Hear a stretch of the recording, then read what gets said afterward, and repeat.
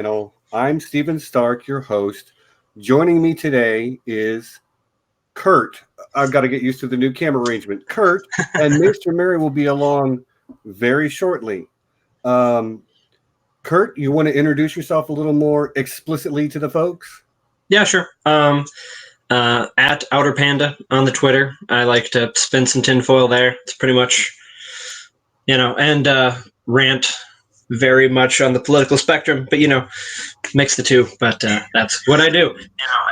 Wait a minute, I thought I muted this. Sorry. It's all good. Keep going. Well, let's see, my manifesto that I keep here. Yeah, no, that's all I am. Well, big old nerd. I met you through the YouTube sort of like tinfoil space. Yeah. And then, we just got into GIF wars, and it was great. Yep. And then now we play D&D together, and we roomed together at the con. Curt has gone from like fandom acquaintance to like true buddy.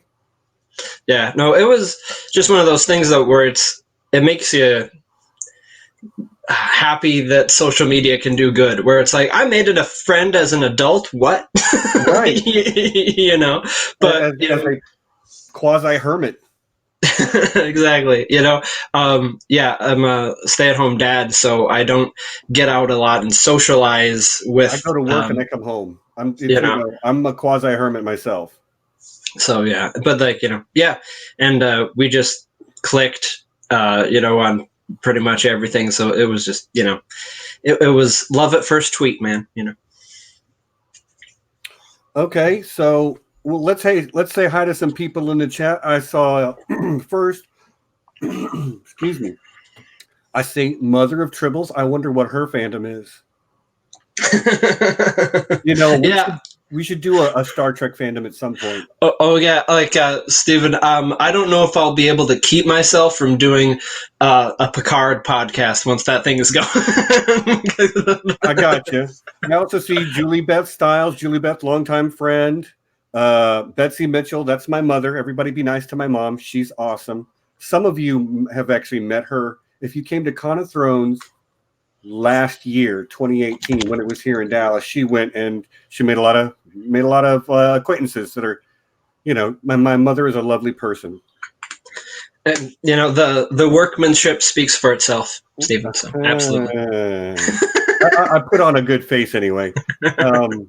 Ridiculous Ed Tollett, aka Sean. John Webster, new friend of mine through Twitter, but like he's been really awesome.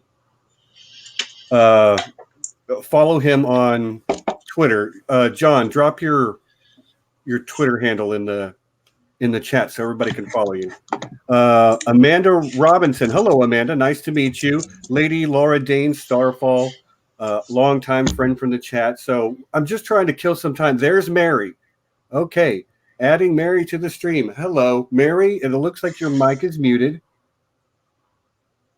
It is. I wasn't sure when you were going to put me on and whether you'd hear a screaming child in the background. So, Well, my apologies. New technology. I didn't notice you were waiting for me to put you in. I'm going to also mess with these settings for a second. What do y'all think of that? Guys, let me know what you think of the screen arrangements. Yeah, this works great. Now you can totally see the stuffed dog behind me. Yeah, and it's a fantastic stuffed dog. And you get a better shot of my my tree. Yeah, I got some Funko Pop shelves up there, so, Well, we've just been killing time waiting for me to notice to let you in. Mary, why don't you introduce yourself to everybody and we'll get started. So I'm Mary. I am Maester Mary or Mary Maester currently on Twitter. I have a YouTube channel that I haven't uploaded anything to in a while. That is up from under Winterfell. I also have a WordPress, same deal. In terms of my history with Buffy, I started watching Buffy actually when I was in college. I only saw a few episodes of it while it was running. And then once I started watching it, have been hooked ever since. Well, I didn't even get to the fact that we were talking about Buffy yet, but awesome! I'm wearing my "What Would Buffy Do" shirt, by the way. Nice. That's fantastic. I don't own any Buffy Steak. shirts. Steak. She would steak. I'm going with the tried and true Sandrixian. Always a good choice. Always a good choice. Indeed. What do you got there, NASA? Yeah. I can support that. Okay, so Buffy the Vampire Slayer, the worst name for a great show of all time. You learn to love even the silliness and the campiness of it. And I would like to ask the chat, how many of you are Buffy fans already, and how many of you do not know the show? If you don't know the show, just put a hashtag no, N-O. I do not know. I have not really watched the show. Because we've decided to keep it spoiler light. It's impossible to talk about the show without spoiling some things. Okay, Questing B says no. Bernie says no. Okay, so we'll keep it spoilers light, but and I know both of you are big time A Song of Ice and Fire fans, so we're going to I'm going to try to sell you on this show based on how it might be kind of similar to A Song of Ice and Fire in some ways too. So my first interaction, the first time I mean, okay, full disclosure, there was a movie in 1992 starring Christy Swanson that was a silly, campy. I actually like that movie. You're fine if you don't like it. I thought it was very funny and campy fun. Buffy the Vampire Slayer, the TV show, is not that. It has a really great sense of humor, but it is not a comedy. And I didn't give it a chance either. I stumbled into a very weird dream episode from the end of season 4 as my first exposure to the show. Ah, that's so weird. The sanitarium ending? So No, not that, no. Oh, I was thinking you were going to be talking about cheese, but continue. That's literally what I'm talking about. The Cheese Man is in that episode. It is weird and mind-blowing, and I didn't understand it, but I know good acting and good writing when I see it, and so I started watching season 5 from there, and before season 5 was over, I had gone back and watched all the old ones as it was airing live. Curt, how did you come to find this show? Yeah, it was, I think, in syndication on FX at some point before it was done, and just became part of my routine of watching 2 episodes back to back when I got home from school. And I forget where I started exactly, somewhere in the middle, but it almost seems kind of dated now, the idea of watching a show, not specifically being able to go binge-worthy mode, start at the beginning. It's all like, no, pick it up where you have to. And as it's such a serialized show, there's like, who's this and what is this about? And so I just got hooked by the witty repartee constantly. I just love it. I fell in love with it, and it was just, it was interesting as hell. It really is. It's just so engaging, and the one of the things for me with Whedon's shows, I often find myself falling in love with the supporting cast, more so than the main characters. And no Harsh and Sarah Michelle Gellar, but like Xander and Willow and Spike and everybody, where it's just they inhabited those characters so fully. Like, I could not accept that they were playing a role. It just, they inhabited that, like they were them so hard. Okay, so let's get this out of the way now.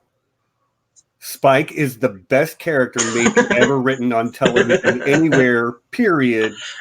I mean, I'm not gonna set that in stone, but man, is he in the conversation. He's definitely the best character in Buffy. I think he might be the best science fiction character of that time period. Like, if you lump science fiction and fantasy together and you go with that time period, I think he might very well be in contention. I think that the problem is modern prestige drama has written so many compelling characters in the past decade that even though Spike is really good, I don't think that he quite holds. Yeah. I don't think he's on the same level, but that's me. As like a Walter White or something. Yeah. I also think it's just hard. It's just hard to compare cross genre. I love Buffy, but it's not. It's not prestige drama. It's not prestige drama, so it's hard to compare a character in a science fiction show, like science fiction fantasy show of that era, up to more modern takes on those kinds of characters. But I mean, I don't think you're crazy for saying that. Yeah. Right. I mean, I'm not setting it in stone, but the general consensus for if you haven't watched this show, by the end of it, Spike is going to be like your crush. It doesn't care how straight, queer, no, Spike is the bomb. He is such a great character, and he's not even in season 1. Okay, so let me take a step back and look at it from a little bit of a broader perspective for those of you who have not seen the show. It came out in the 90s. It is written with a 90s flavor. It lives in the 90s. Although the music, they were really, really smart to use music that is of that time, but not super popular, so it doesn't really tie it to that time. Does that make sense? Like the bands you hear playing at the Bronze, the Cool Club. Yeah, there's Michelle Branch showed up on one episode. I remember that. It's extremely rare. But and it was a mid-season replacement for a show that had failed, and it was made on a shoestring budget. And the first season is, let's say, uneven. Yeah, my least favorite. I mean, mine too. So I haven't actually seen all of the first season. Really? Here's the reasoning. Okay, Mm-hmm. So this will date when I watched Buffy. So the person I was dating at the time was like, Mary, you really need to see Buffy. And so at that time, what did you do? Oh, well, you went to Blockbuster and you rented the DVDs. They didn't have season 1, and he didn't want to start with season 1 anyway. So we actually started with season 6, which is bar none my favorite Buffy season. It's fantastic. It has my favorite episode in it. We'll get to favorite episodes in a minute. So, we did 6, 7, 2, 3, 4, 5, and never watched one. I've seen a couple of them. When Buffy was on Netflix, I tried to go back and watch season 1, and it's just really hard to watch when you've seen the rest of the series. They were still finding their footing. It's good enough. There are some episodes in season 1 that are actually really good. The first 2. Maybe episode 7, which is entitled Angel, and then episode 12, which is it's the finale for the season, which is called Prophecy Girl. Those are all actually pretty good. And I've seen a few of them in isolation. Right.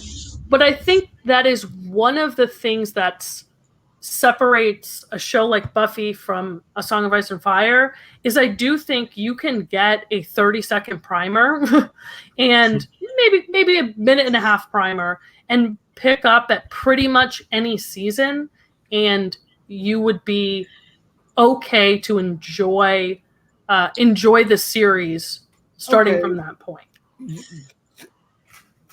Maybe I'm wrong, but you're going to miss out on a lot of the callbacks, which is one of the things the show really does, is that it does have sort of like an internal timeline that is very consistent. Something that happened 4 seasons ago, they might be riffing off this season because the characters remember that. Because, as you say, it's very serialized. It becomes very serialized, not episodic, although that first season is pretty episodic. So then you move on to season 2. And season 2 is a lot better. The show has figured out what it wants to be and what it wants to do. And you have a lot less like monster of the week episodes, although there are some. But you do get really great season-long villains that Buffy has to tangle with. And for me, it's the first time that it becomes clear that the demons, that Buffy is dealing with some larger thematic elements that a lot of television aimed at young adults doesn't deal with. So I've heard it said by there's a YouTuber out there, his channel is called The Passion of the Nerd. If you don't know who he is and you're a Buffy fan, I think you would enjoy what he does. And he makes a really great point about the fact that Buffy as a show, as a whole, has a statement that it's trying to make. Being the Slayer is an analog to becoming an adult. And, you know, all the weight of the world that's placed on Buffy to live up to her Slayer duties is an analog to us learning to accept responsibility as teenagers for our lives, which is why it's a show set in high school. A lot of the demons in the show are just metaphors for the personal demons that people deal with. And in season 2, that comes into very sharp focus. And there's a particular episode where a young man is dying, and he's a friend of Buffy's from before her time as the Slayer. And he wants to become a vampire. And Buffy says something about, like, you know, he says he has no choice because he's dying of cancer. And she says something to the effect of, you always have a choice. You may not always have a good choice, but you always have a choice. And that idea of choosing between right and wrong echoes throughout that whole series from that point on. And when you have 144 episodes of a show, you can really chew on those ideas. And the way they use magic to represent sexuality in some cases and to represent drug addiction in other cases, and you know, the raw power that people can have from a position of authority in other cases. It's sometimes good, it's sometimes bad, just like any other tool. I think it's really great in the way it deals with morality and ethics, which those of you that know me know that I love that crap. Go ahead, I've talked for a minute. Where to dive into that, but the found family ideas, you know, all over Whedon's work, and that was one of my, you know, definitely things that I fell in love with the show about, was just that, you know, growing up and becoming an adult, it's finding your people and surrounding yourself with the people that are good for you, and how do you figure that out, who's good for you and who's not. And once you find those people, you figure out how to not to lose them and stuff. But, you know, and Giles is the father figure, and, you know, or just mentor, teacher. Man, I love Giles so much. And, you know, and, you know, Wesley's Wyndham Price's, you know, arc that carries over into Angel. You know, we could, you know, for the Angel episode, oh my God, that's fantastic. But yeah, we can dip our toe with the Angel here in a little bit, you know.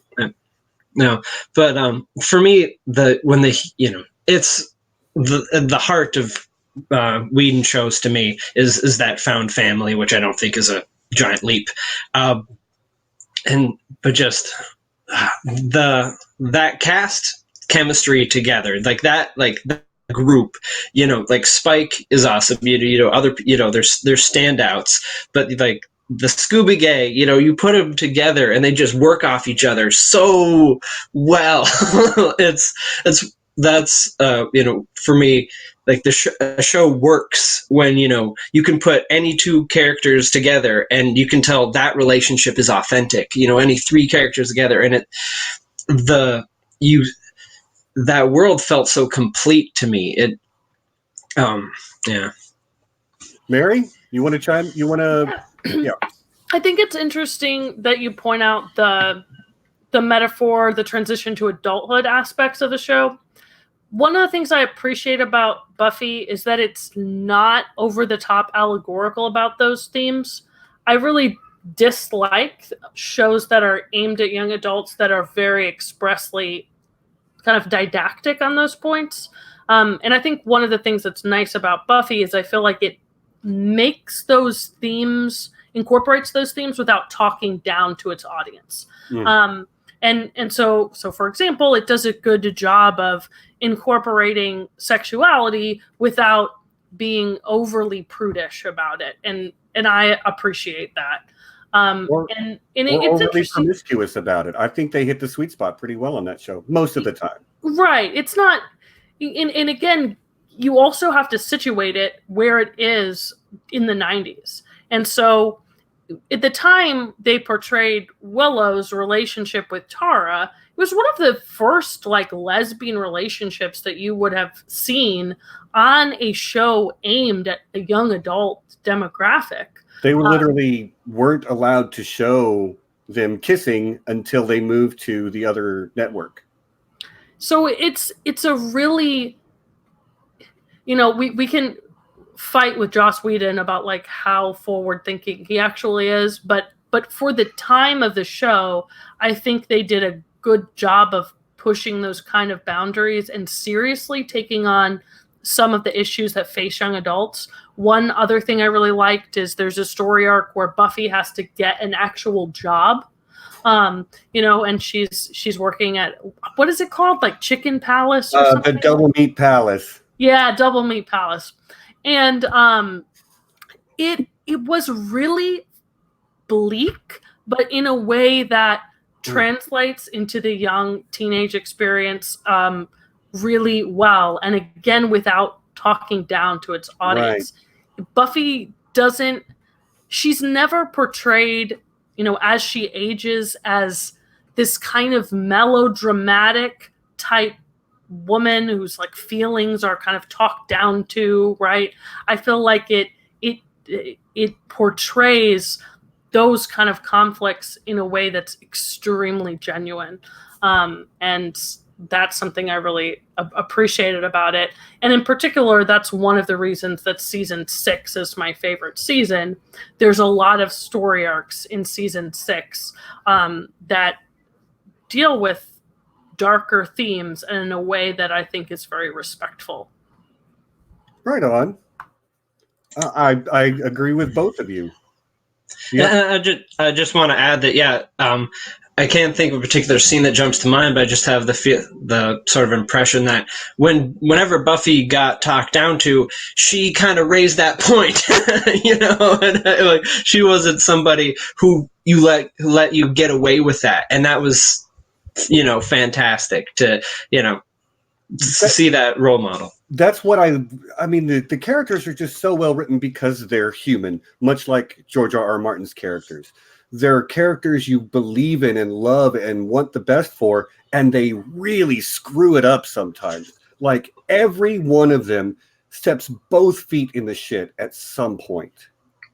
And they have to answer for it, and sometimes their friends don't handle it well, just like real humans don't.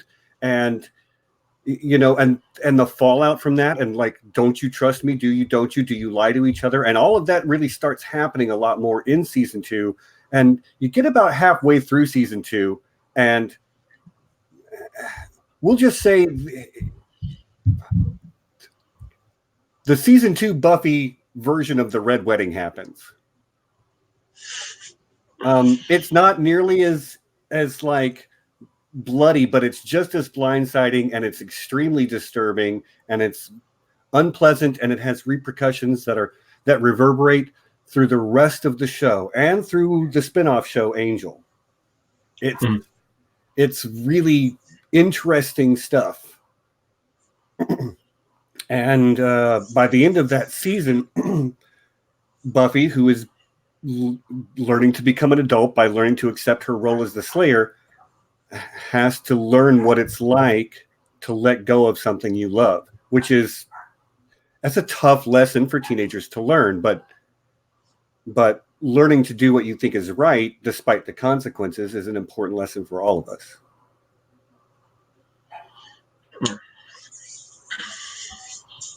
Okay.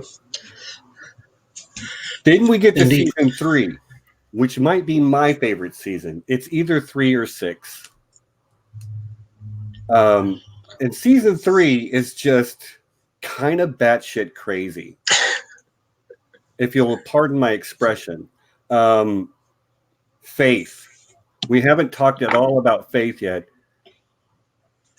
And I do love Faith. I love her as a character on her own. I particularly love her interactions with Mayor Wilkins throughout season 3. That is just the best dysfunctional relationship I've ever seen on television. You guys want to talk about season 3 in general? Yeah, Faith is fantastic. Where it's so perfectly, she's a foil to Buffy, but it just works so well. It's an obvious foil, but I don't care because she's fantastic, and they work off of each other, and how. I love Faith. You can go, Mary.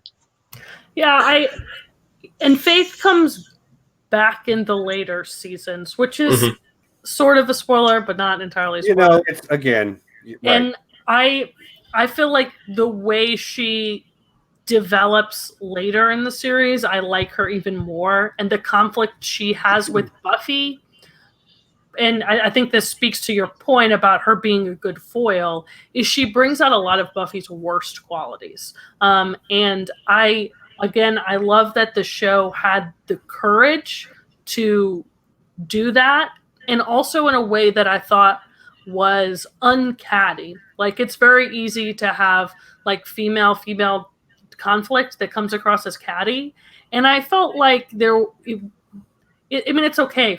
Cattiness is not necessarily bad, but it didn't come across as trite. Like, I really liked all the conflicts that developed between the two of them. And then Faith as a standalone character, she's just cool.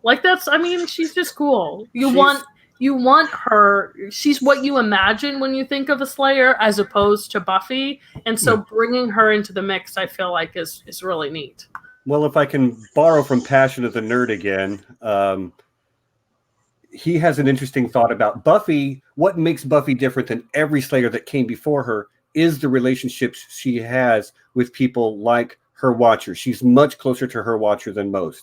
It's not a sort of like boss agent type relationship. It's very father-daughter. She has close friends.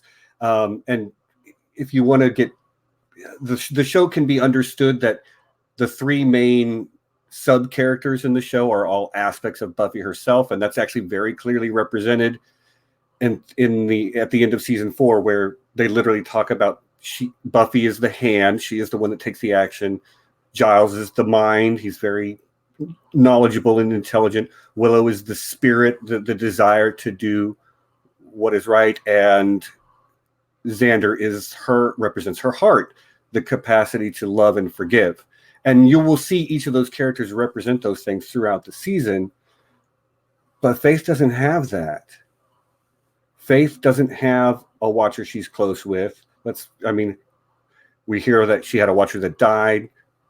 Then she has, we'll just say, bad luck with Watchers after that.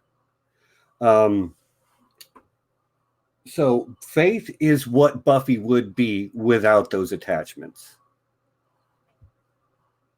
which makes her the shadow self, So I have to chime in with this because I've been reading a lot of analysis about the portrayal of Byronic heroes and romantic heroes and how that's translated into the fantasy genre. Okay. And one thing that Buffy does really well is portray different aspects of that hero. And Faith is kind of the classic example of a rebel Byronic hero. So, if you're looking for an example of like a contemporary Byronic hero, a Batman is like the perfect example, like dark and brooding and rebellious, wears lots of leather. Vampires are traditionally, like Anne Rice's vampire novels, are very much understood in literary scholarship as being examples of kind of the Byronic archetype. And nerd. One of the things that's super interesting about Faith is that she represents a different aspect of that kind of hero than Buffy does, and she fits really well with kind of the contemporary like bad girl hero that we idolize. And what I love about it is that the show deliberately makes that a complicated and bad thing for her and ties a lot of her rebelliousness to her isolation, like you were saying. And so it creates this like really interesting suggestion that like a true hero has to have a support system and can't be a loner. And I think that's an extremely important message for people in general to hear, but like teenagers specifically.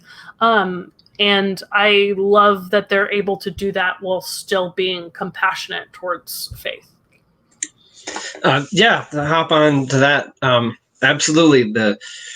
We all build our walls, and when we think we just have to take it all on ourselves, all on our shoulders, and that's what's best there. And to see that she's stronger with those connections, that growing up doesn't mean severing those ties. It means figuring out which of those are important and strengthening those, and seeing that with Buffy, with how her relationship with Xander and Willow changes, but how when it gets tested, they come back to each other because one or the other, however it's going, realizes like, no, we're I need you, you need me, we're better together, or not essentially maybe need, but just realizing that I'm more complete when I have these people in my life. Agreed. I had something I was going to say, and I lost my train of thought because my friend Juan Madrano is in the chat. Old friend of mine. How you doing, JP? So I'm sorry, I lost my train of thought about what I was going to say. We're talking about season 3 in general, and I remember one of the reasons that I love season 3 is because it is peak Oz, and I freaking love Oz. Okay, now yes, Spike is probably a better written character start to finish, but like, who wouldn't want to be Oz? He is the coolest guy. Okay, you don't think so? Oz is so awesome. All right, fight me. Let's go. Bring it. I don't find like what it's Seth. What is his name? The actor who plays Seth Green. Yeah, I don't find his acting to be particularly compelling for Oz. Okay. So fair. I feel just sorry for him about how badly Willow mistreats him throughout the. So wow, hot take. I feel like he just is pathetic, and I feel sorry for him. Like, he's this cool guy, and I feel like is put in sort of not great situations and kind of romanticized but undervalued. So I feel bad for him, while at the same time I don't love how Seth Green portrays him. I'm using new technology on this stream, so I'm not sure how to kick somebody out. Give me a second while I figure out how to get rid of Mary. Oh, sorry. But I will say this. This could just be my bias against short men. Okay. So, like, I don't know. It may, I got nothing. Okay. That's fine. You are allowed to have whatever opinion you want. I happen to think Oz is a fantastic character.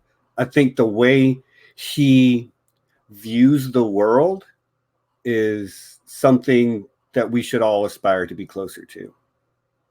The way he treats the people around him is, even when standing up for himself, like when he and Willow are on the outs and she comes to him trying to talk to him, and he's like, basically, look, I don't have to talk to you.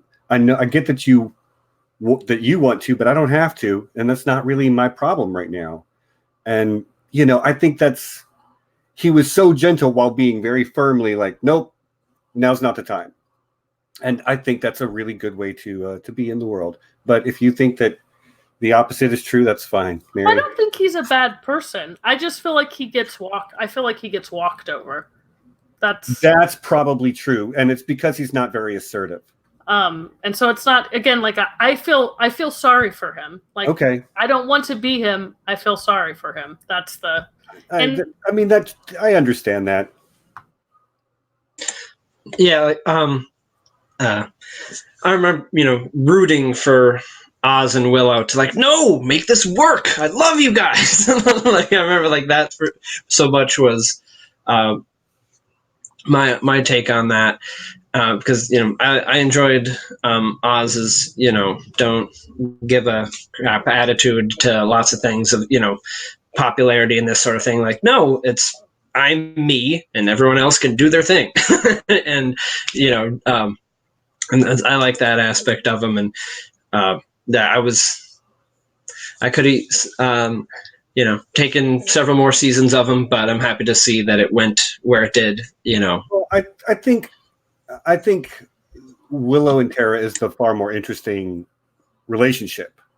But I love that character of Oz. He's almost a spirit animal to me in some ways. So, but like we all love things that we love for different reasons. And one of the things that's great about Buffy is that like we're all going to say, yeah, Spike's awesome because everybody loves Spike. But then when you get down to the nitty gritty, there are other things that we're going to love and or hate for different reasons. And we'll get to some of those.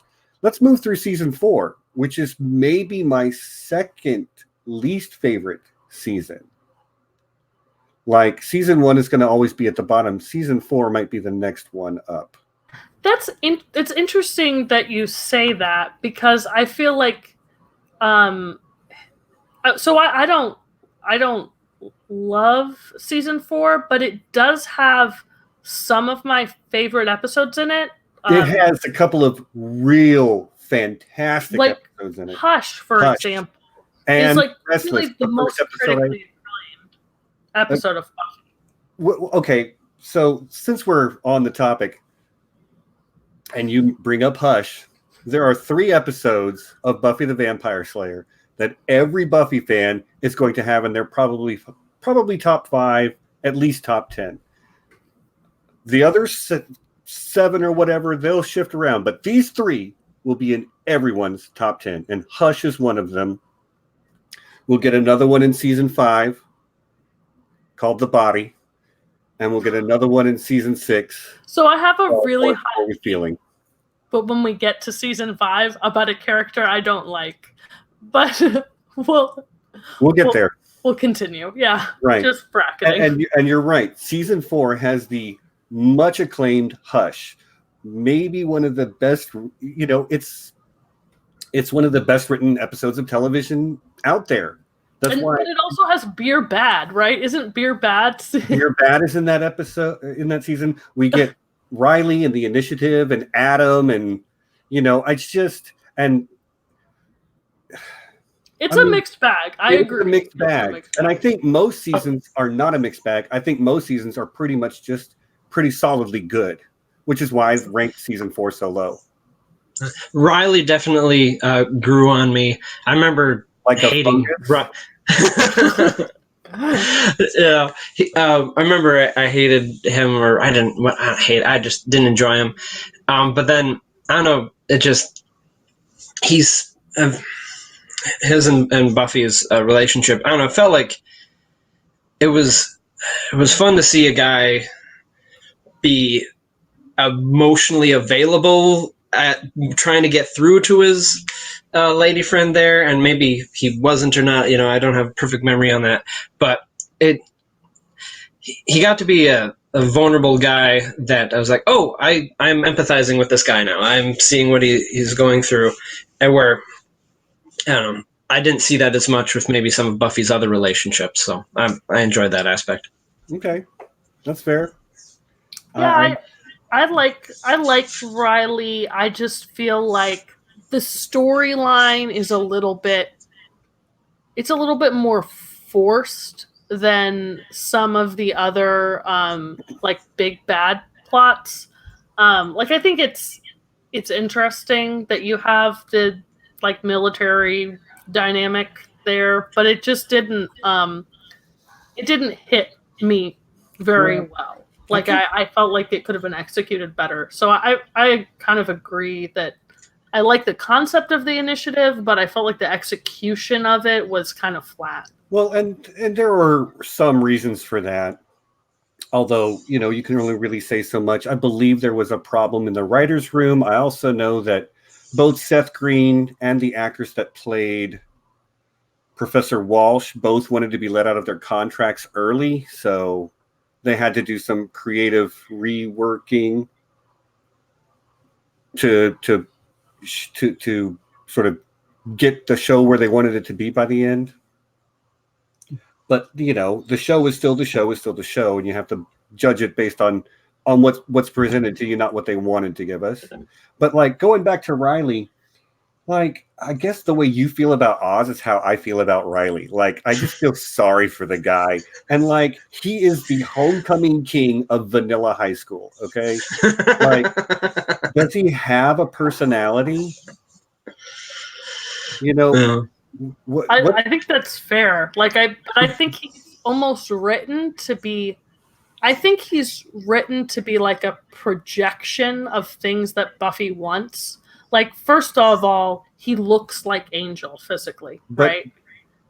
And so, but this is like both good and bad, right? Mm-hmm. But he's like a protector figure who is very brooding and damaged, and I feel like that's on one hand like a strong storytelling choice on the part of the show, because of how it interacts with Buffy's character, but then they just didn't flesh him out in a way that is particularly compelling. He's not a terrible character, but I'm with you, he doesn't stand out as one of the most. It doesn't feel like a character as much as a plot device for Buffy to bounce off of. Yeah, exactly. Fun thing to do next time you're watching season 4 of Buffy the Vampire Slayer, and there's a character called Forrest, who is another member of this like military group, the Initiative, that Riley is a part of, and he's always at odds with Buffy. I challenge you, next time you're doing a season 4 watch, realize that it's not because he doesn't like Buffy, but it's because he really, really likes Riley. That is not my original theory. I heard it somewhere else, but like the last time I watched season 4 of Buffy, I watched it with that sort of in mind, and I was like, holy cow, it tracks so well. Just pulling a Jorah and just like, anybody else's idea that's not mine. No, listen to me, Riley. Not her.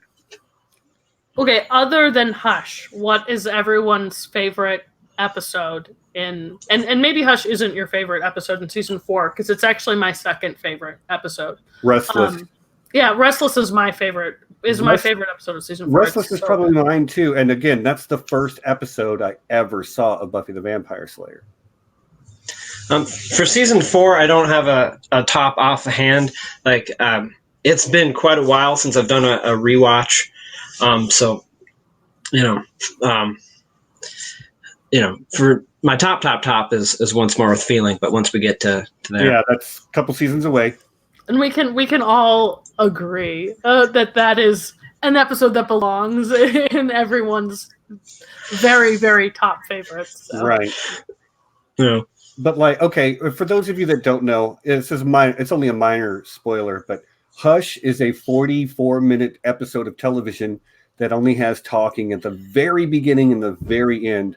The conceit of that particular episode is that everyone in town has their voices stolen, and it is really reflective of the situation they're in, because people have not been talking to each other about things that are going wrong. This being some way into the season, and the story has built to this point, and it's masterfully done and masterfully acted by these characters who cannot vocalize at all. And that really came out because Buffy the Vampire Slayer got a reputation for having really snappy, witty dialogue, which is part of the charm of the show.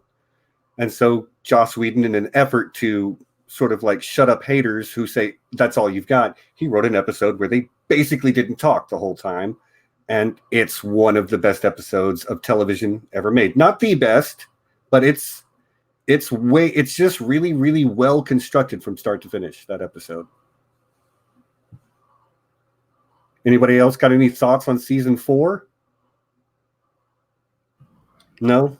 Yeah, I think the other thing that's notable about season 4 is just that the introduction to the mystical elements that you start to see, particularly in Restless, I think is done really well. And it's something that compares very favorably to me to Song of Ice and Fire. There's this very conscious use of like the mythology behind the first Slayer to motivate Buffy and to also bring really important themes to the forefront of the show, like the battle between good and evil, and what is good and what is evil, and who is dark and who is light.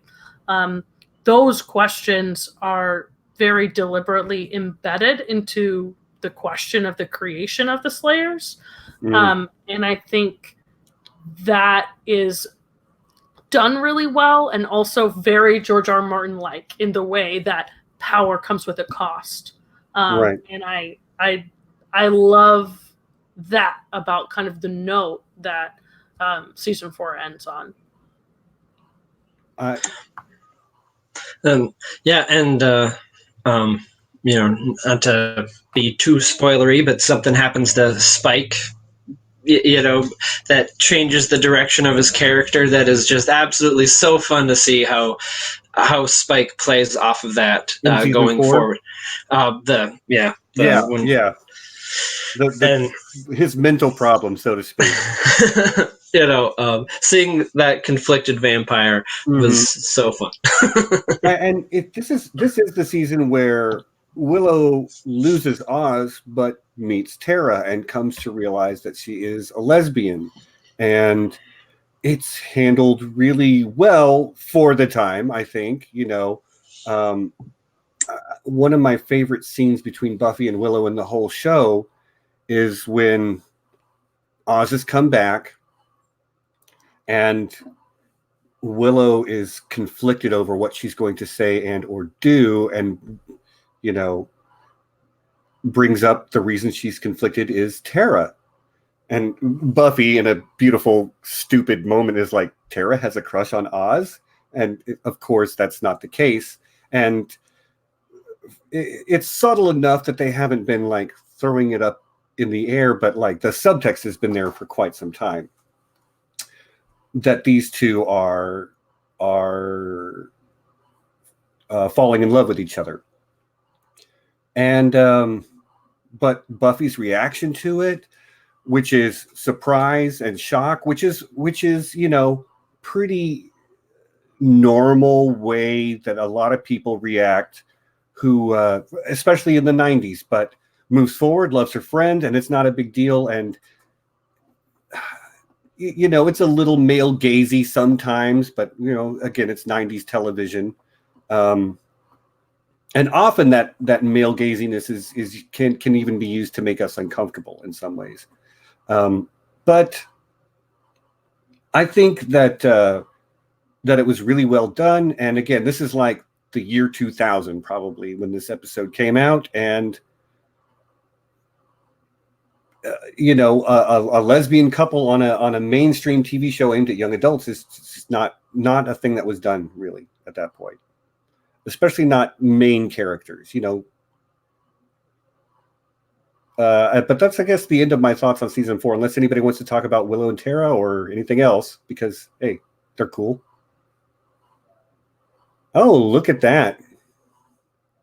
Got the I have a baby to feed, but it's okay. He'll be quiet. Okay. Oh man, look at that baby.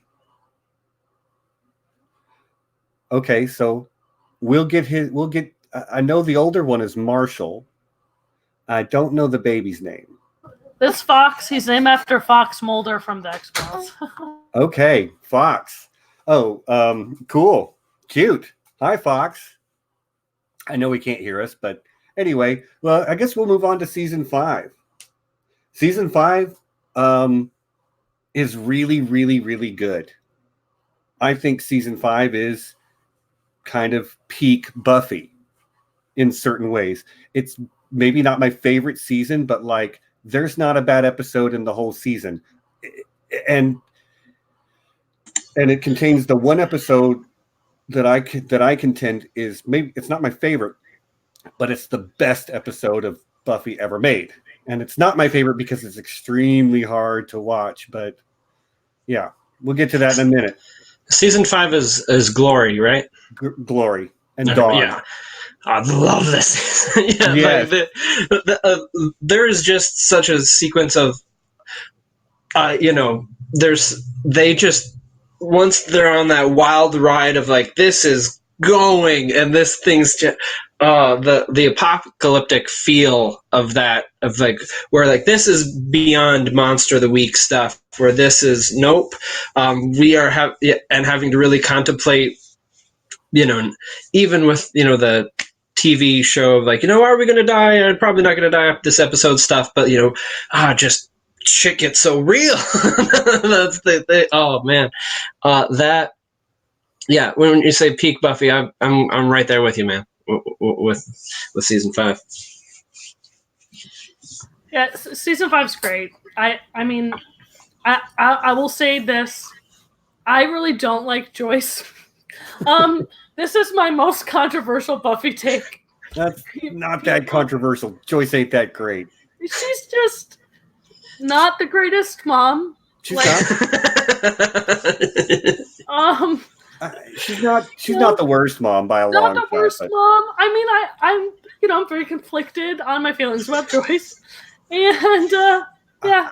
I would make the argument that Joyce is better once Buffy is out of high school and out of the house. She does get far better because she's not like momming over Buffy the whole time. So like people do the like memes of like the meme that's going around like which fictional character would have voted for Trump. I think Joyce would have voted for Donald Trump.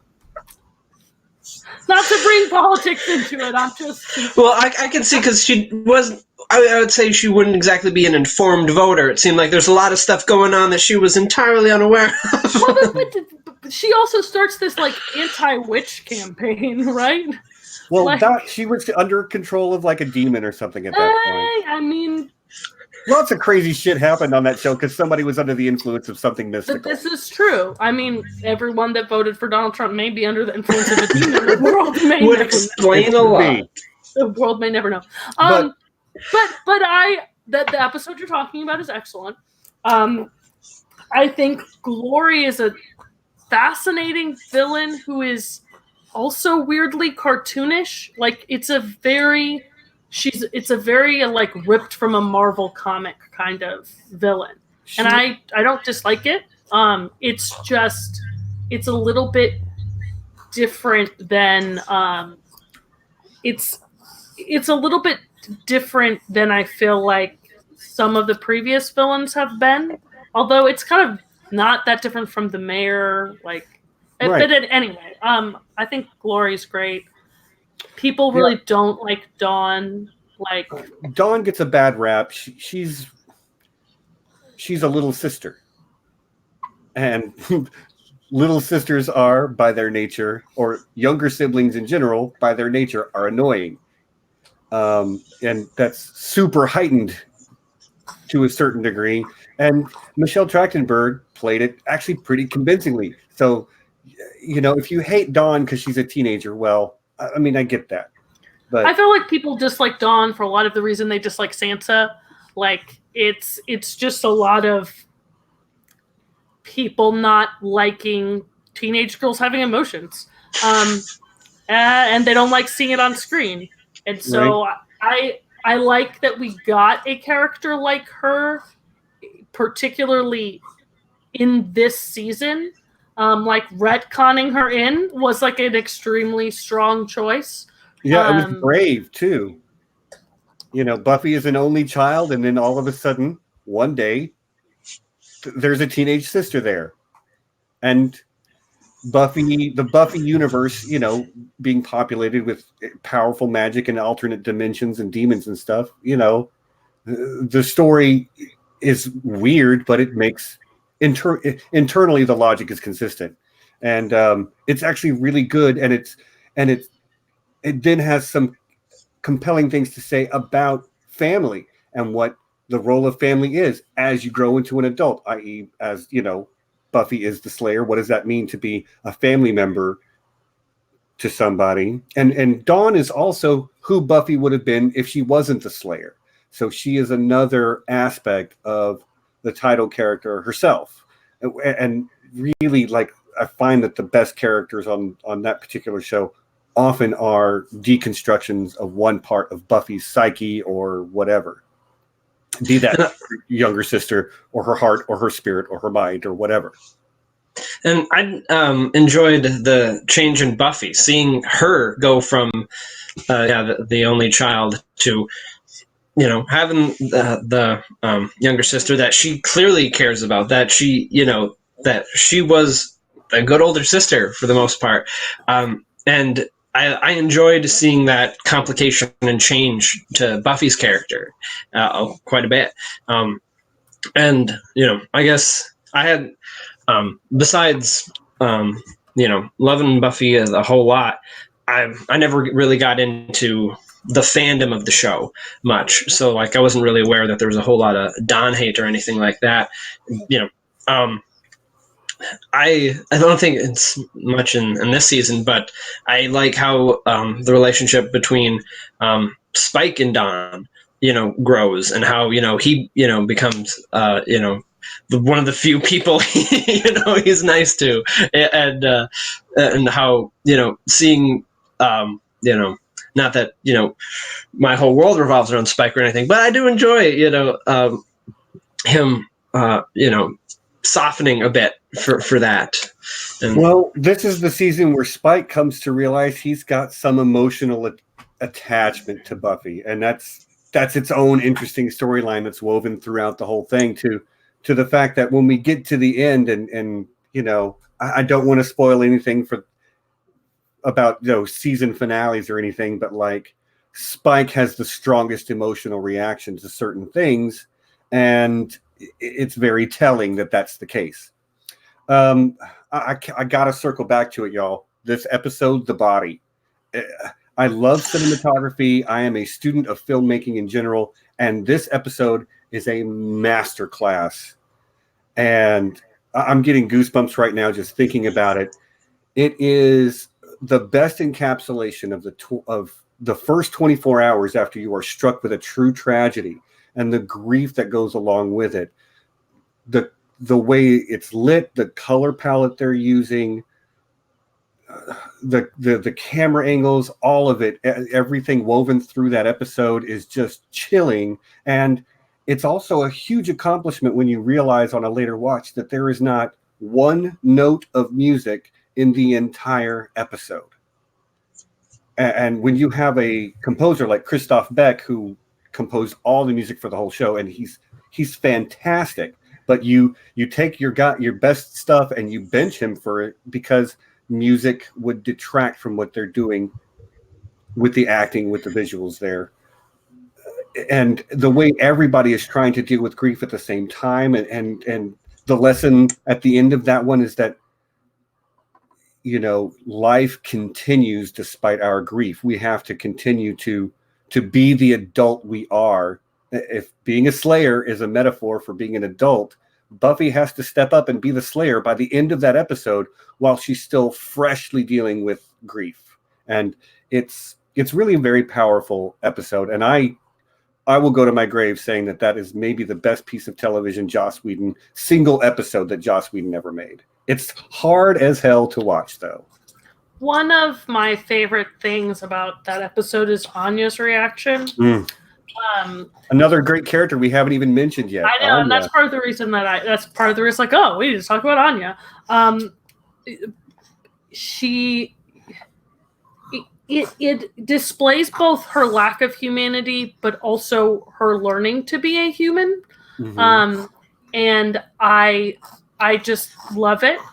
It not only shows her character growth, but I think some people have said that, you know, her reaction of like, what am I supposed to feel? Like, I don't get this. I don't understand this. Is supposed to mirror how a small child like responds to death. Right. And I think that's extremely interesting. And several of my friends have said that was one of the most powerful moments in the episode, where they just had this big kind of release of tension.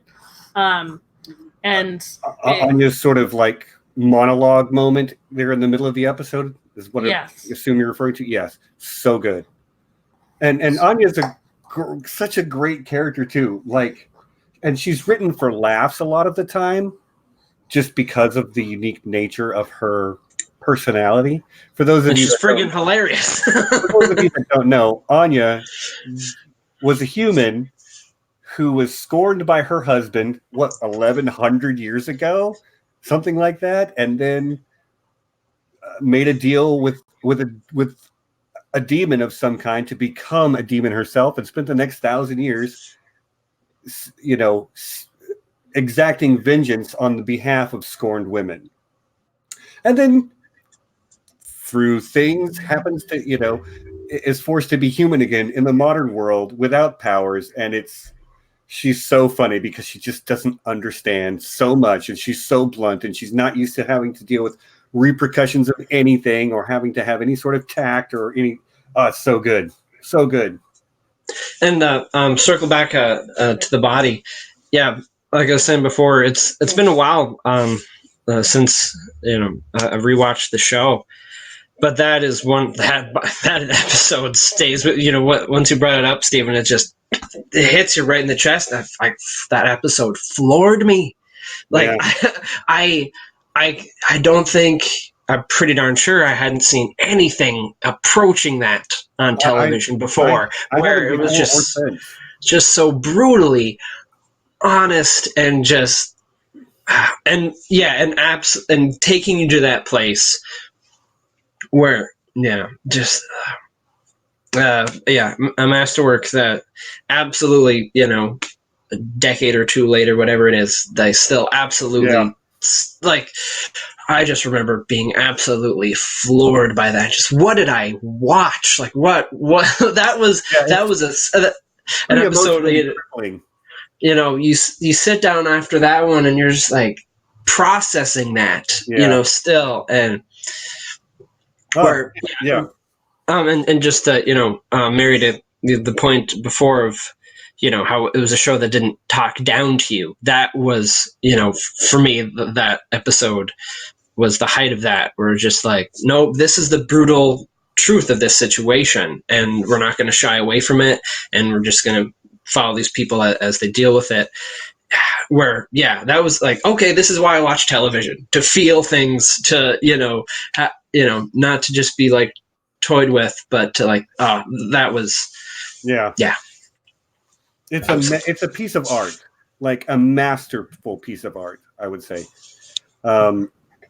But season 5, one of the other reasons that episode affected me a lot is because of the order I watched Buffy in.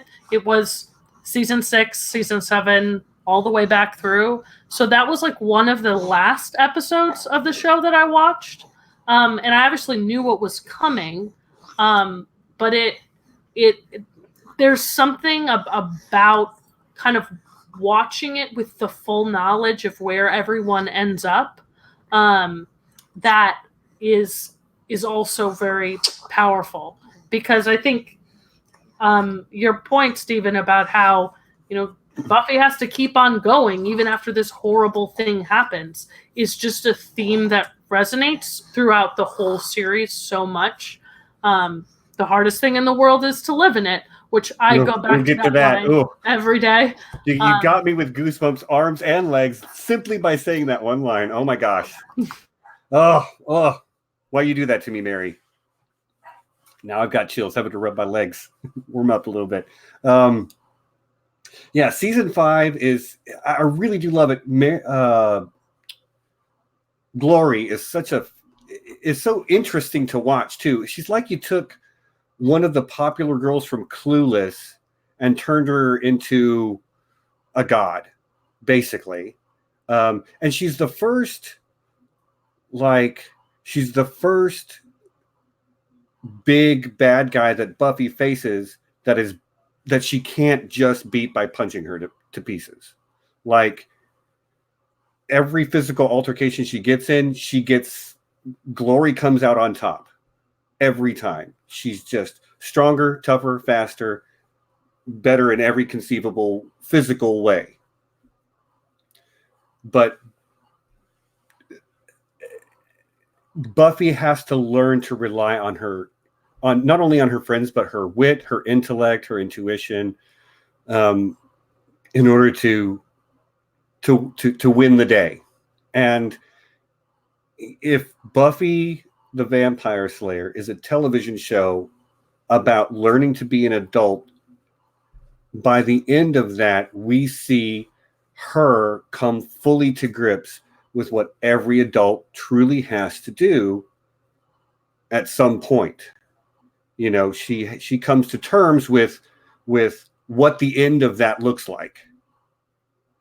I'm trying to be non-spoilery for anybody who hasn't fully seen the show yet, but like, we as adults all have things that we're going to realize that will lead us to becoming a fully realized adult. I'm rambling now. Oh, he looks unhappy. You were still muted though. That's fine, Mary. But let me try to save you. So I don't think you're rambling, but let me pick up where you are with some thoughts that I think I can express without making it a spoiler. So one of the things that I think is interesting about Glory as a villain is she reminds me so much of a Greek god. She's very capricious. Like, there's no, like, things are done at her whim, that's what capricious means. But she has this just complete lack of any kind of true guiding, like, moral principle or purpose, right? And at the same time, she's extremely powerful. So going up against her creates this sense of futility. And I think it's great for Buffy to be confronted with that. Her own, like, sense of futility, that the world is against her. There's this powerful force that she can't defeat, and yet she still has to do her duty, do the right thing, and still try to live in the world. And that's part of what's wonderful about the line, like, the hardest thing in this world is to live in it. I won't tell you what the context of it is, but it really sums up this theme, which is that even when things are impossible, you still have to do your best. Mm-hmm. And that could be such a bleak message to portray Buffy as in this world where these really crappy gods are, like, thrown at her with all of this power and there's nothing she can do, right? That could seem really futile and bleak. But the show manages to give us hope by demonstrating I'm going to cry, like, the power of, like, one person's love and the power of one person doing the right thing. Getting in your emotions is fully acceptable on my channel. And I guess that's kind of that's why that quotation resonates with me so much, is, you know, the hardest thing we can do in the world is to recognize that even if everything we do is completely in vain, we still need to try our best. And I love it. And that's kind of the feeling that you come away with from that season, I think. I'm going to steal, there's a line in an Angel episode, Angel being the spin-off show of Buffy the Vampire Slayer. There's a moment of clarity that comes to the title character during one episode, and he says something to the effect of, I finally figured out, you know, my place in the world, blah, blah, blah, something like that. But the line is, if nothing we do matters, all that matters is what we do. And I think that's kind of a beautiful encapsulation of that idea. Granted, it comes from the other show, but the other show is also very good. Okay. You got something to say about season 5? Yeah. Just how, for me, more than any particular season, that you see such a growth arc in Buffy specifically by the end of that season, that is just, you know, her stepping up, her that journey her journey in that season is for me, it's my favorite of all of them. Were just how, steering around the spoiler town. Yeah. It is so just fantastic to see this person go through these struggles and come out where she does. Right. That you're so proud of her, like that's getting back to it. Okay. Okay. So I'm going to dovetail off of Mary's favorite quote there, and we're going to move into season 6. So that quote is from the season finale of season 5 is, "The hardest thing to do in this world is to live in it." That line is also echoed at the end of my favorite episode of the whole show, which is in season 6. And we'll kick off from there. My favorite episode of Buffy the Vampire Slayer is called Once More with Feeling. And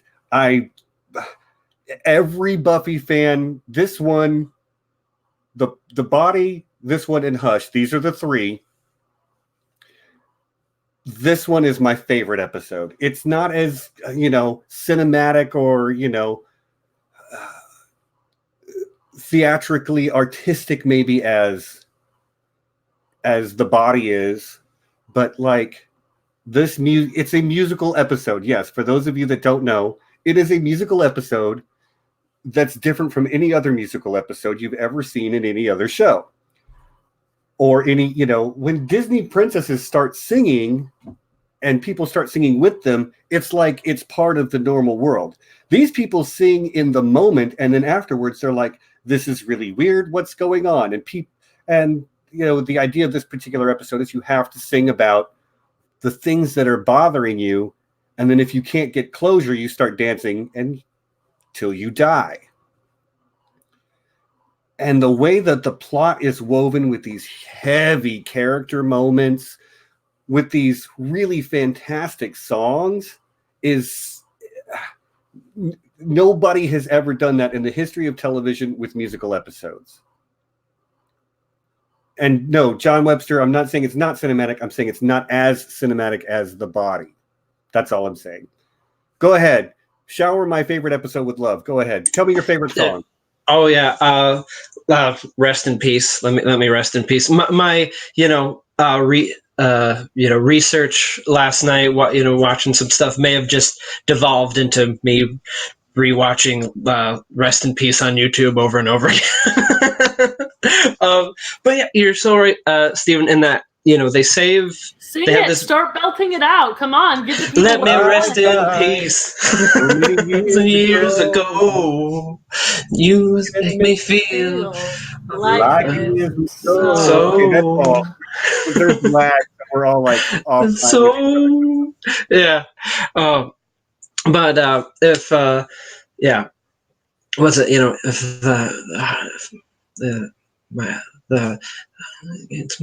if my heart could beat it would break my chest. Yeah. James Marsters just kills me with that one. Oh my god, he just but when you're getting to it, Stephen, that there are absolutely these pivotal character moments and revelations that just work masterfully in this moment. Because they're singing, it makes and carries that extra weight. It's just so good. Xander and Anya's stuff one is fantastic. I didn't listen to that one last night, but I still have chills remembering that one. Just how the secrets they reveal to each other and stuff, and man,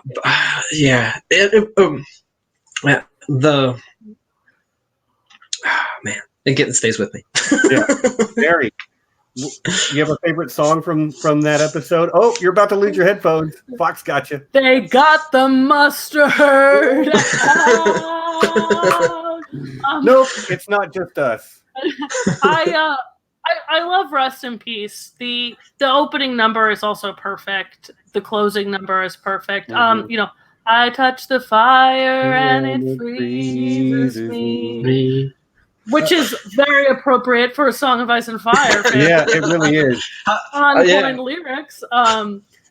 I I also love one of my favorite like little bits of trivia about that episode is that the actress that plays Willow didn't want to sing, so she only has like 2 like lines in the whole thing that are basically just spoken because I think it was in fact breaking Allison Hannigan's contract to have her sing. So that's if you wonder why she doesn't sing. I just thought she wasn't a very good singer. I just assumed she was very, very resistant to the whole idea. So I think that's delightful. Tara's song is with wonderful. Giles. Yes. Okay, that's my favorite. The "Wish I Could Stay" duet, where they're sort of like singing over each other. But in my opinion, those are the 2 best singers on the show. Arguably, anyway. It's so good, and the things that come out, and that's the thing. Like when you.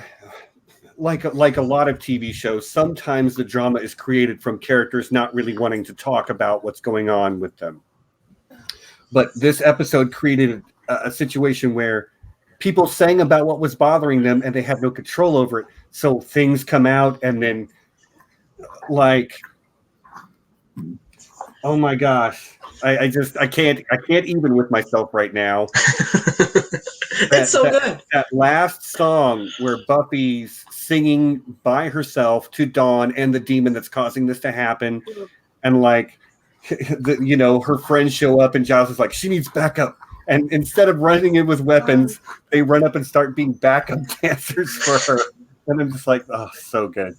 But yeah, that song is heart wrenching and just gut churning, and anyway, if we haven't sold you on that episode, nothing else will. Moving on to season 6 in a larger focus, I guess. One of the things that I said earlier, for me, either 3 or 6 is my favorite season.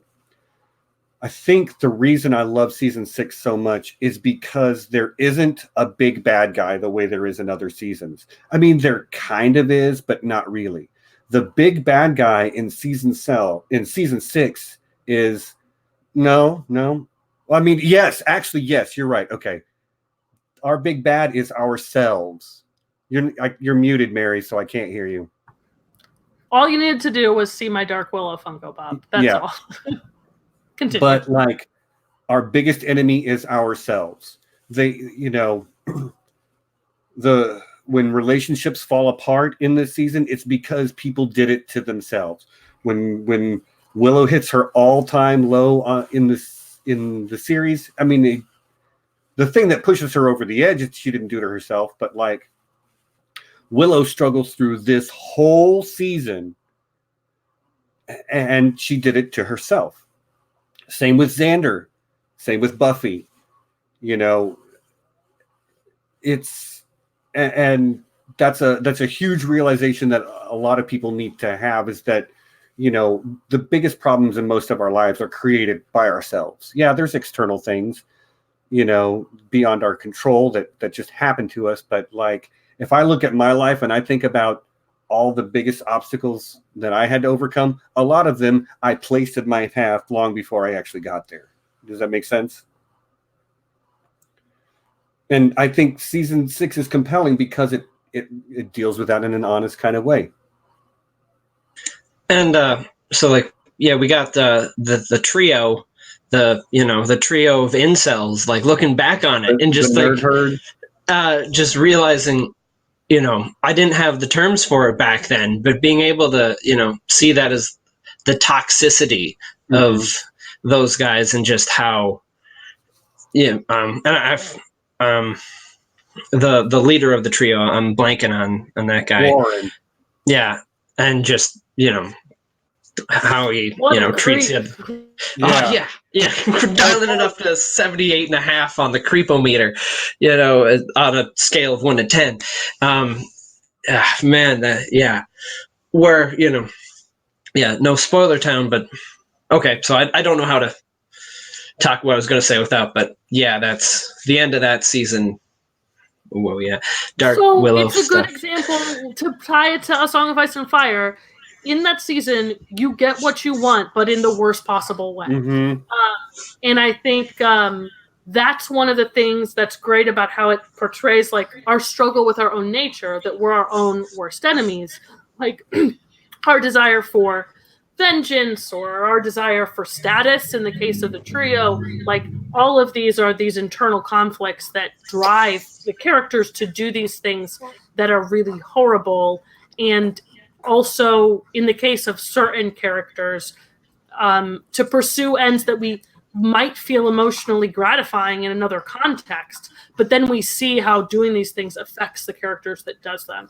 And it's a very it's very Martinian.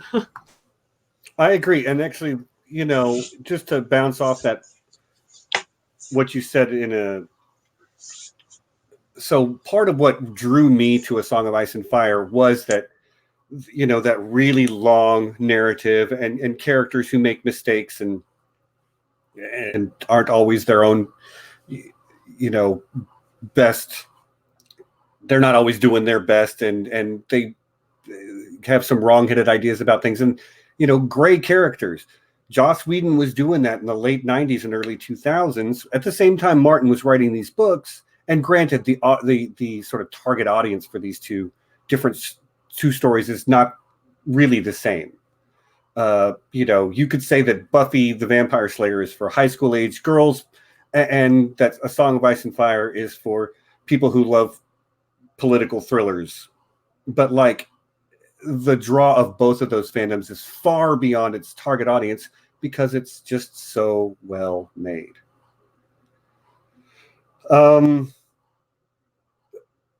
Season 6 sees like all of our characters basically at their lowest and kind of stripped down, and we see what happens to them as the things that they hold dear are taken away from them, what they're willing to do to get them back, the depths to which they sink when they don't have the support system they're used to having around them, and the unfair way that some people get treated because of drama between other people.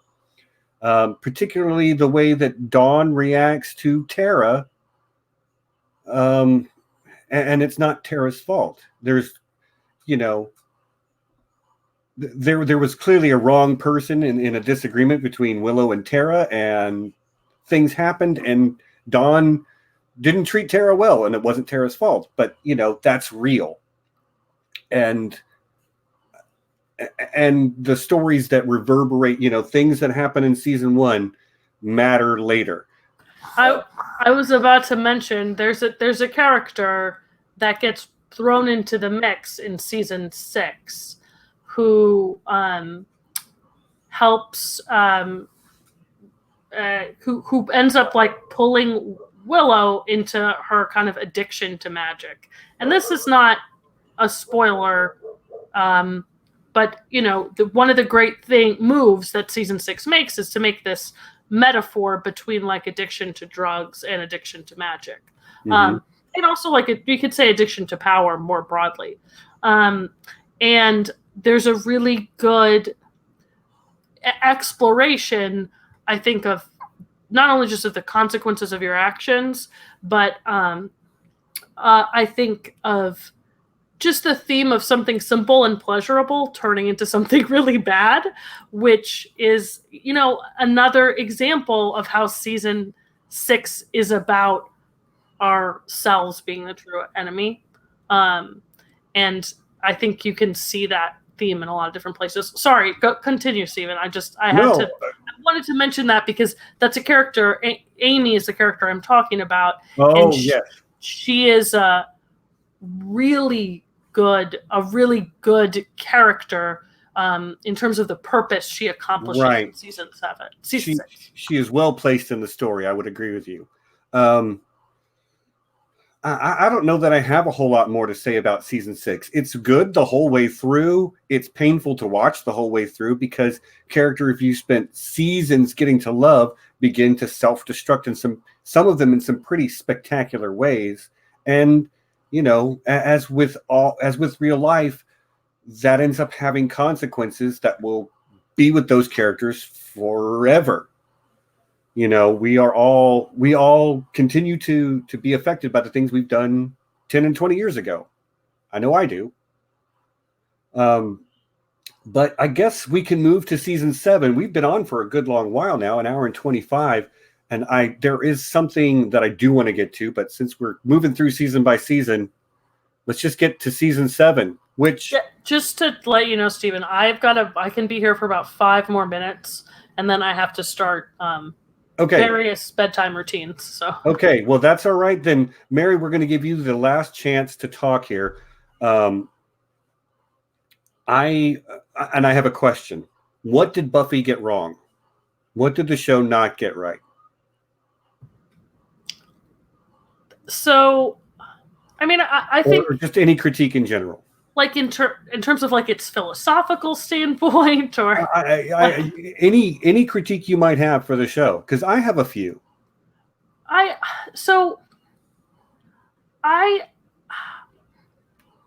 say that Spike is my favorite character. There are some things Spike does. This is hard for me to talk about without it being a spoiler. Right. Are you talking about the episode Seeing Red? Yes. Yeah. That I think the show didn't handle the way that a show dealing with it today would have handled. I think that's correct. I think as well, there are a lot of, I'll put it up, like more like abusive male character types, like Warren, for example. And then we also have, in season 6, you have like Dark Willow's creepy, like magic, like a drug dealer guy, who I think it just ties into this theme of not particularly doing a great job of portraying the effects of like males in positions of power manipulating females. And I think part of that is just that's an artifact of the time. I think that's correct, because my biggest criticism of the show is aimed at Xander, who is a character Fox, feel better? My biggest criticism is aimed at Xander, who, real talk, is probably the character I identify with most. He's the one that doesn't have superpowers. He doesn't have all the knowledge or the ability, but he shows up. He's present. He's helping any way he can find to help, even if he's not good at it. He's still trying. And I think that's something to be commended. But he is also a casual misogynist much of the time, asking girls for lap dances and things like that. And I'm just like, but I think you're right, Mary. That's an artifact of being made in that time period. But like if you want to be a healthy grown-up fandom, you have to look at these things and, be able to converse about them. There's a lot that the show did well, in things that I think it could have done better, like from a narrative standpoint. Like, for example, people were talking about how the Watchers Council sucks. Like, the Watchers Council totally does suck. On purpose. We don't get a lot of... Yeah, they're like the Jedi Council, like the prequels Jedi Council, okay? I would say they're a metaphor for patriarchy. That is I think you could say that, but this ties into exactly what my point is about the Watchers Council, which is their crappiness is not really very well explored. It's kind of always in the background. And that is an example of a plot element that I think could have made the show a little bit more complicated. They kind of come in towards the end, but I wish there had been a little bit more depth in there. And so perhaps if they really are a metaphor for patriarchy, exploring that more might have helped the show do a better job with some of those themes. I don't know. The other thing that I do want to say is when people ask me like, oh, can you think of a serial television show that has a good ending? this is an example of what Buffy got right, is that Buffy has a great ending. Great ending. Actually, I would say that Buffy has 2 really great endings. What is the other ending? Well, it comes, a few seasons earlier, we'll just say. But I think, the ending to Buffy is extreme. The end of Buffy. Yeah, the end. Like the end of the series is very satisfying.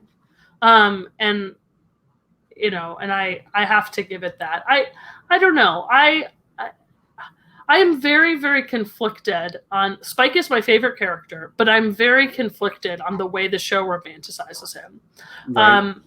I think that the show could have done like a better job wrapping up his character in season 7.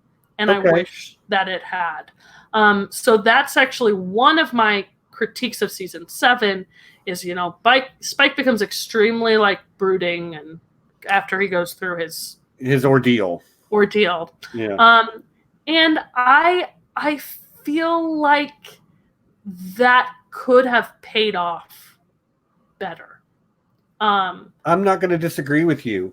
I mean, it was fine for what it was, but it was the end of Buffy's show.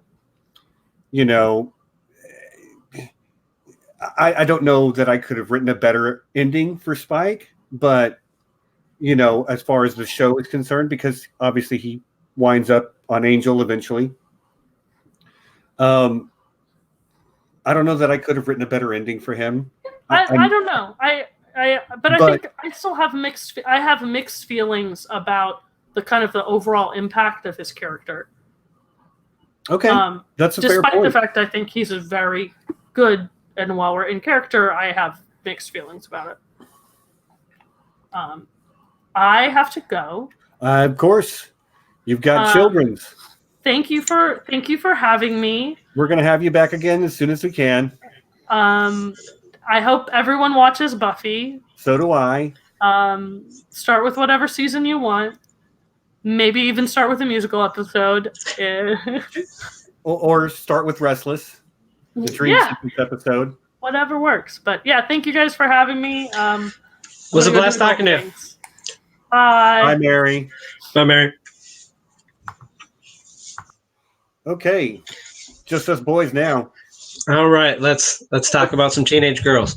No. All right. Well, let's go ahead and let's get through season 7. Yeah. All right. And that's kind of where we were at. Yeah. So, and again, I wanted to bring up the critique because I wanted to see if Mary agreed with my assessment, and she pretty much was speaking my mind for me. So, like, the biggest problem is that Buffy is a feminist icon, occasionally surrounded by stupid, closed-minded men. And occasionally it's really heavy-handed and not super well handled. I go back to the idea of this werewolf hunter who's like, well, you're a girl. And I'm like, that's not even subtle, but it gets 98% of what it does right. And season 7 is very strange. Every season is weird. I find this season to be the weirdest.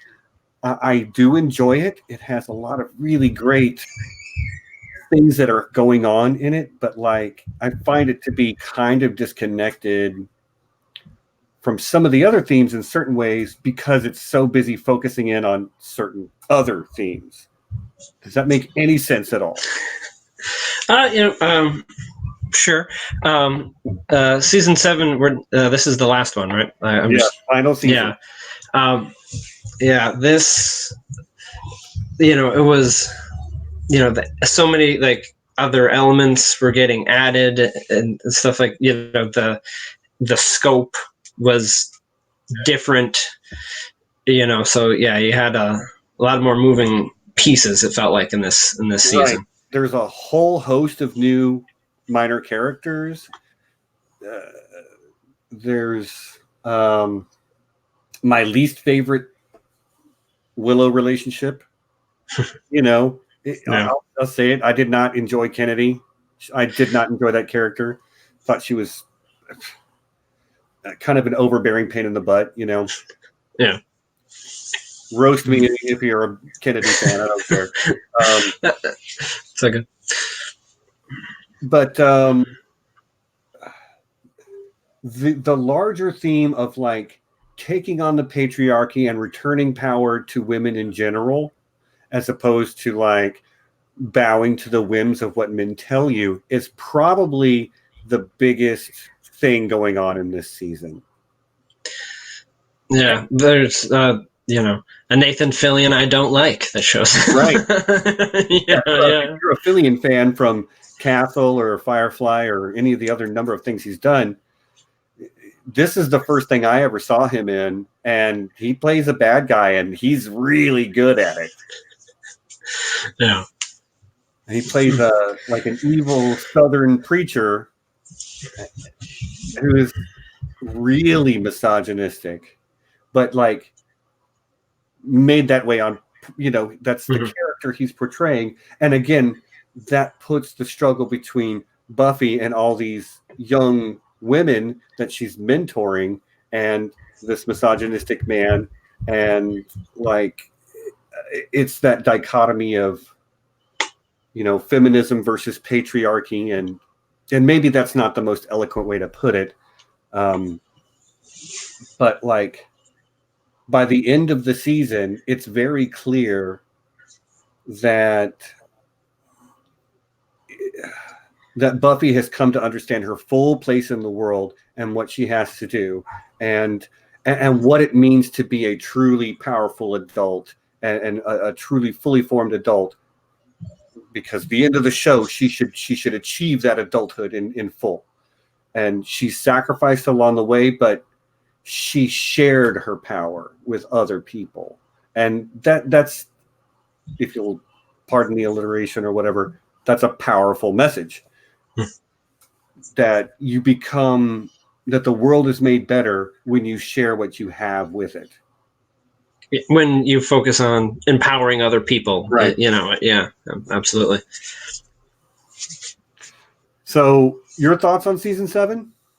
Yeah, this was, I think, maybe the only season that I watched as it was airing. Okay. And yeah, it was. Didn't know, where it was headed. I liked that, and that's. I think I saw in the chat earlier someone mentioning where like a very enjoyable aspect of Whedon's show is their unpredictability, where like you can, probably most of these characters are going to survive. Potentially it's Whedon, so some people are getting the axe, right? But that, yeah, from where this season started to where it ended, no idea that was going to happen. And it felt. And it felt right and complete at the end. Yeah. And I think, we talk about endings, and without spoiling, I can tell you the end of the show is basically somebody asks Buffy, what do you want to do now? And Buffy smiles, and that's the end. But like that smile is sort of like that question doesn't have an answer, and that's the best possible ending for her.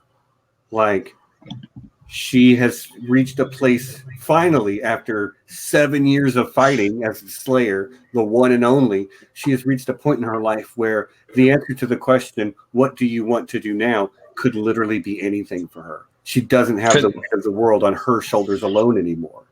Yeah, she gets to make that choice for herself. And, which is something that the show has toyed with time and time again. About how she has a sacred duty to do the thing or people are going to die, And then, and questioning those base assumptions, that like, no, this is how things have always worked. This is how they should continue. No, like this is how they've worked before. I'm going to look at it through my lens and decide to change that potentially, The worst reason to keep doing a thing is because that's the way we've always done it. Yeah. We used to own other people. There was a time when, we always used to own people. Well, but now we realize owning people bad.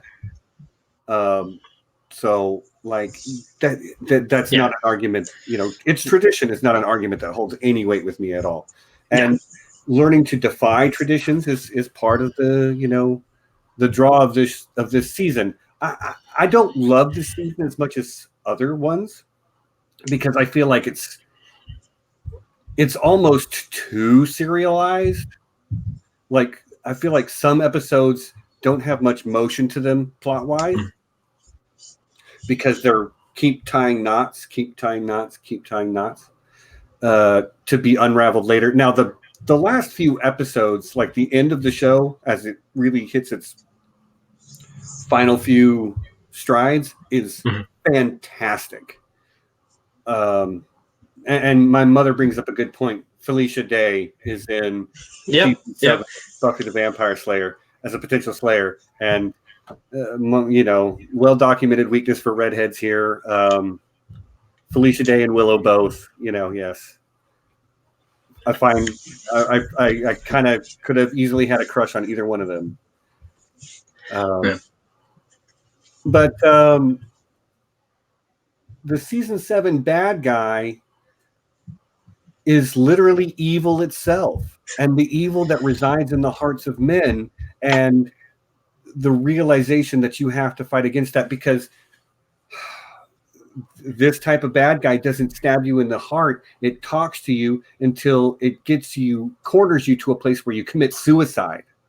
It tells you all your worst fears and confirms all your anxieties until you don't have the desire to live anymore. And that's an interesting take. It's another bad guy, but Buffy can't punch into submission, But yeah, not my favorite big bad of the big bads. Yeah, like a little bit too amorphous for me, and yeah, like I would say, like, the season, like some episodes kind of seem more forced than others a little bit. Yeah. It's still good television. Even the bad episodes this late in the show are pretty good. Yeah. There's just you get spoiled by great episodes. Yeah. And season 7, I think, is really good, and as we said, has a really good ending. But overall, it's not one of those that's like got a lot of flash and bang for me. Yeah, I agree. Mom, shut up. Could have been a crush. Anyway, and that brings us to quote unquote the end. There is a companion show called Angel that we didn't even really touch on, which we could do one about Angel at some point in the future, and because it's also a really good show, although it's about something different than Buffy, and has a different feel, a different texture, a different themes, but it's still very, very good. Yeah. Personally, I like Angel more than Buffy. It felt, a little bit more grown up, I believe, intentionally. It's, a bit darker. And I think just from how my life went, I ended up rewatching it more. It had that midnight slot, or there was on like TNT where they're airing like 2 episodes, like midnight to 2 a.m. and I get off of work and I was just like, Angel for, It's a good show. It really is. But it's one of the strength of both of them. Just those supporting casts are just amazing. Those found families. You want to have those friends as your friends. You want to hang out with those people. You want to see them being kind to each other. It's been an hour and 44 minutes, and we haven't said the name Cordelia Chase. Can you believe it? I mean, she really comes into her own as a really great character on Angel. Yeah. But even in the first 3 seasons of Buffy, when they're all in high school together, she's incredible. She's a pain in the butt because she's the rich girl. But like through time and through her journey, she becomes like season 1 Cordelia. You're like, oh my God, will somebody please push this girl down the stairs already? Yeah. Then by season 3, she gets an injury, and you're like, oh no, Cordelia, I hope you're okay. And it's like, wait a minute, when did I start liking Cordelia? Yeah, the unexpected dynamic that for between Xander and Cordelia, where it's like that was weird, but and then how that so great though. Yeah, but yeah, like character arcs and across those two shows, hers is seeing her become an adult, and absolutely just get her act together. An Angel, and was fantastic. Wesley's we've talked about before, Stephen, how just Wesley's arc across the two shows is amazing. It's like Wesley is a tragic hero by the end. Yeah. He's like a true tragic hero. It's heartbreaking. But go. Just that's it. He's truly heartbreaking. If anybody who watched Angel, who hasn't checked it out, they did put out a comic, an official comic that was season 6 of Angel that takes off from the end of that. That is, I think, just fantastic. That captures all the characters' voices fantastically. That really does it well and wraps up a whole lot of things. So if you liked Angel and didn't check out the season 6 comic, I think it's a must. I think it's like, nope, that's part of the whole package. I've read it a long time ago, but I should really, like the show, I know I've seen it several times. I really should read the comic again. But Curt, we're getting close to the end of my time. My bladder's only so big. Yeah, I drinking coffee the whole time, so. I hear a bit of commotion downstairs, right. And Wendy's doing a bit of wrangling she could probably use some help with. Okay, so we'll wrap this up here then. Everybody who came, thanks for coming. I would like to thank both of my guests, both Mary, who had to go, at Maester Mary on Twitter. Her YouTube channel is Up From Under Winterfell. Just fantastic. Watch those videos. They are amazing. Mary is a bright and shining intellectual star in the fandom, and such a sweetheart to, this is her second or third time coming on my channel. Curt, you've been on a few times. Many thanks to everybody who showed up to watch. Thanks everybody. I'm sorry I didn't get to the chat as much. Just it's tough when there's such engaging conversation with my guests. We really love the show, everybody. You guys had fun talking about Buffy with us, and join me again same time next week. I'm going to do another I Know That Nerd. Next week's guest is J.R. Rowley from Geek Chat 1. I look forward to seeing you guys there. So thanks for coming. And Curt was my other guest. I'm just about to breeze right past you. Curt Coolman at Outer Panda on Twitter. And if you ever write anything or whatever, we'll plug you for that too. Rock on. All right. It was a blast, Stephen. Thanks for having me. It was watch Buffy and Angel. Buffy is fantastic, and just primed me probably more than I realized for just recognizing kick-ass strong women are awesome, and I think that was I'm glad that I got exposed to this show at the age that I did. I think it helped me not be as big of an idiot as I could have otherwise been. Not that I wasn't a giant idiot at times, but we've all been there. Yeah, it was a blast, Stephen. Once again, thanks everybody for coming, and we'll see you next week with I Know That Nerd, J.R. Rowley. Bye. Peace.